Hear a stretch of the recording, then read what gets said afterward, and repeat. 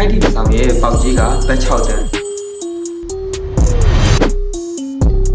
ဒီဖိုက်တာရဲ့တပွဲထိုးကြီးကဘတ်10တန်းဝါကျွန်တော်တို့ MMA fighter တယောက်ရဲ့တပွဲထိုးကြီးကဘတ်10တန်းဆိုရင်ခင်ဗျားတို့ယုံပါလားဆိုမယုံလို့မရတဲ့ကိစ္စတစ်ခုပါအဲ့ဒါဘယ်လိုဖြစ်မလဲ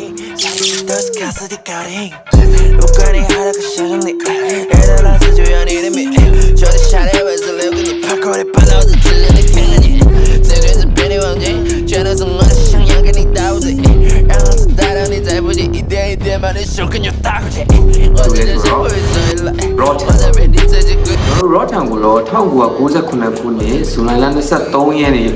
ထိုင်းနိုင်ငံပတ်တလုံးမှာမွေးဖွားခဲ့ပါတယ်။သူ့ရဲ့နာမည်ကတော့ရော့ထန်ဂျွန်မာလွန်ဖြစ်ပါတယ်။သူကမွေထိုင်းဖိုက်တာတယောက်ဖြစ်ပြီးတော့1 championship ပြိုင်ပွဲမှာလည်းထင်ပေါ်ကျော်ကြားတဲ့ဖိုက်တာတစ်ဦးပဲဖြစ်ပါတယ်။သူ့ရဲ့ပုံစံကပြိုင်ဘက်ကိုဖိနှိပ်တိုက်ခိုက်ပြီးတော့ကျဉ်ခံနိုင်တဲ့မာကိုကြောင်းပဲဖြစ်ပါတယ်။ကျွန်တော်ရော့ထန်ကတာမန်မိသားစုဘဝနဲ့ကြီးပြင်းလာတဲ့တယောက်ဖြစ်ပါတယ်။သူဟာသူမိဘကိုထောက်ပံ့ဖို့အတွက်သူအသက်ငယ်ငယ်လေးကလေးကမွေထိုင်းပညာရေးကိုလေ့လာခဲ့တဲ့သူတစ်ယောက်ဖြစ်ပါတယ်။ရော့ထန်ကသူ့အသက်9နှစ်အရွယ်မှာမွေထိုင်းပညာရေးကိုစတင်ပြီးတော့လေ့လာခဲ့တဲ့သူပါ။သူ့ရဲ့မိဘတွေကိုမွေရှာပေးဖို့အတွက်အသက်10နှစ်အရွယ်မှာစတင်ပြီးတော့ဝင်ရောက်ထိုးတက်ခဲ့ပါတယ်။ရော့ထန်က2018ခုနှစ်မှာပဲ1 championship မှာစတင်ပြီးတော့ဝင်ရောက်ခဲ့ပါတယ်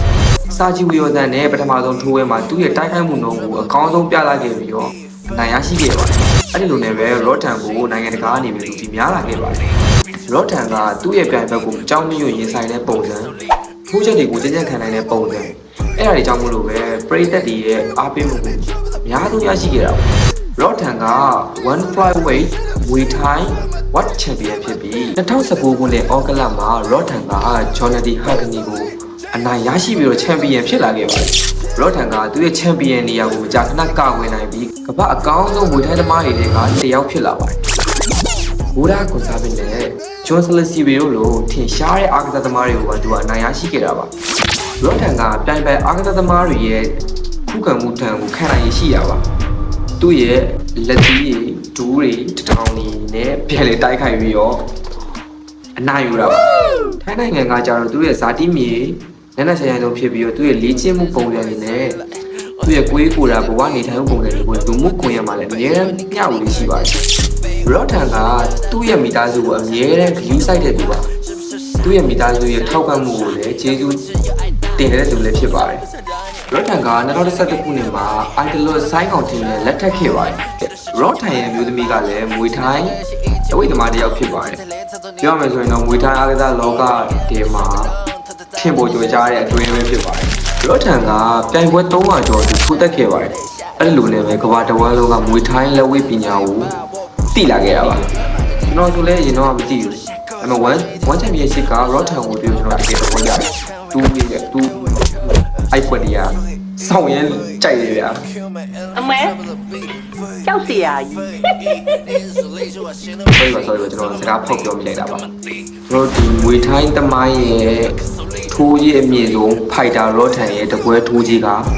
ဘယ်လောက်ရမယ်ထင်လဲဒီပြောရမယ်ဆိုရင်ရော့ထန်ကထိုင်းဖိုက်တာတွေထဲမှာအကျန်းဆုံးလို့ပြောရမယ်ဖိုက်တာတို့ပဲကျွန်တော်ဒီနိုင်ငံတကာကရောအဲ့လိုမီဒီယာတွေကရောရော့ထန်ကို Iron Man တမ်မနီလူသားလို့ပေးထားတယ်ပြောရမယ်ဆိုရင်ရော့ထန်ရဲ့ငယ်ဘဝကအရန်ဆင်းရဲခဲ့တယ်သူတို့ထမင်းပုံမှန်စားဖို့တောင်မှမနေရုံးကန်နေရတဲ့အနေအထားရော့ထန်ကလက်ရှိ Canvas Sport အားကစားနယ်ပယ်မှာထိုးကြီးအများဆုံးရရှိနေတဲ့ဖိုက်တာတူဖြစ်နေပြီ။ Okay ဒါအံ့ဩမှုအရန်ကောင်းတယ်။သူ့ကြိုးစားအားထုတ်မှုအရန်ကောင်းတယ်။ရော့ထန်ကမွေထိုင်းအားကစားလောကရဲ့တပွဲထိုးကြီးအမြင့်ဆုံးဖိုက်တာတူဖြစ်တယ်။ Okay ဒါဆိုရင်ရော့ထန်ကတပွဲထိုးကြီးအမြင့်ဆုံးဘယ်လောက်ရမယ်ထင်လဲ။ကျွန်တော်1 champion ရှိရဲ့ဥက္ခရာချက်ထရီပြောခဲ့တဲ့စကားရှိတယ်။ရော့ထန်ရဲ့တပွဲထိုးကြီးက2023ခုနှစ်မှာလိုက်ကနေကျွန်တော်ပြောပြမယ်။ကျွန်တော်လက်ရှိနေတဲ့ထိုင်းနိုင်ငံမှာထိုင်းထီကိုရောက်ပါတယ်။ထိုင်းထီတစ်ဆောင်ကိုဘတ်တရားပဲရှိပါတယ်။အဲ့ဒီထိုင်းထီတစ်ဆောင်ရဲ့ပေါက်တဲ့ပေါက်စည်းကထိုင်းငွေပေါက်သွားရင်ပြောတာပါထိုင်းထီဆောင်ထီပေါက်သွားပြီဆိုရင်သူ့ရဲ့တန်မိုးကဘတ်6တန်းရှိတယ် โอเคဘတ်6တန်းရှိတယ်ဘတ်6တန်းဆိုရင်ကျွန်တော်တို့ဒီနိုင်ငံမှာအိမ်နေဝင်းနေကားတွေချမ်းနေအကုန်အဲ့ဒါမကောင်းတော့စီးပွားရေးတစ်ခုကထပ်ပြီးတော့လုံးလို့ရတဲ့အနေအထားရှိတယ်โอเคဒါကဘတ်6တန်းထိုင်းကစားရဲ့တန်ဖိုးကဘတ်6တန်းโอเคရော့ထန်ရဲ့တပွဲထိုးကြီးက2023ခုနှစ်ဇွန်လမှာဒေါ်လာ3သိန်းရတယ် US ဒေါ်လာ3သိန်း US ဒေါ်လာ3သိန်းဆိုတာကျွန်တော်တို့လက်ရှိနေတဲ့ထိုင်းနိုင်ငံရဲ့ပေါက်ဈေးနဲ့ဆိုရင် Oh my god ဘတ်စေတန်းလက်စေအောင်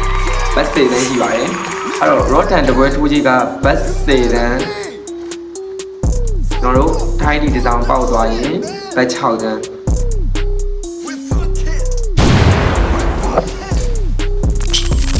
စောင်းရဲကိုကျန်းနေရောစောင်းရဲကိုကျန်းတဲ့ fighter တူပဲစောင်းရဲများပါတယ်โอเคပြန်စားပါမယ်ကျွန်တော် one champion ရှိရဲ့ဥက္ခရ Jet Tree က Rotan ရဲ့တပွဲထိုးကြီးက US ဒေါ်လာ3သန်းရရှိပါတယ်ဒါဟာကမ္ဘာမွေထိုင်းလက်ဝဲတမားမှာကမ္ဘာထိုးကြီးအများဆုံးလို့ပြောခဲ့ပါတယ် Rotan ကယခုချိန်ထိမွေထိုင်းလက်ဝဲအကစားသမားတွေမှာထင်ပေါ်အကျော်စားဆုံးလူကြိုက်အများဆုံးဖိုက်တာဖြစ်နေပါပြီအဲ့ဒါပြင် Rotan နဲ့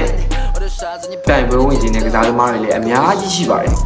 ဒီလိုနဲ့ပဲ Rotan ကထိုင်းနိုင်ငံကြီးရွာလေးကနေနိုင်ငံတကာလူတီများပြီးလူကြိုက်များနေတဲ့လက်ဝဲကစားသမားတစ်ယောက်ဖြစ်လာခဲ့ပါတယ်သူ့ရဲ့ကြိုးစားအထောက်မှုဆွဲလုံးလာဝေထိုင်းပေါ်မှာထားတဲ့သူ့ရဲ့ချစ်ချင်းမေတ္တာကြောင့်ပဲသူကတကဘာလုံးမှာနာမည်ကြီးပြင်ပေါ်ကြော်ကြားနေတဲ့ပုံစံတူပဲဖြစ်လာခဲ့ပါတယ်ခင်ဗျာအားလုံးကျေးဇူးတင်ပါတယ်ခင်ဗျာကျွန်တော်ကတော့ Farm Score ဖြစ်ပါတယ်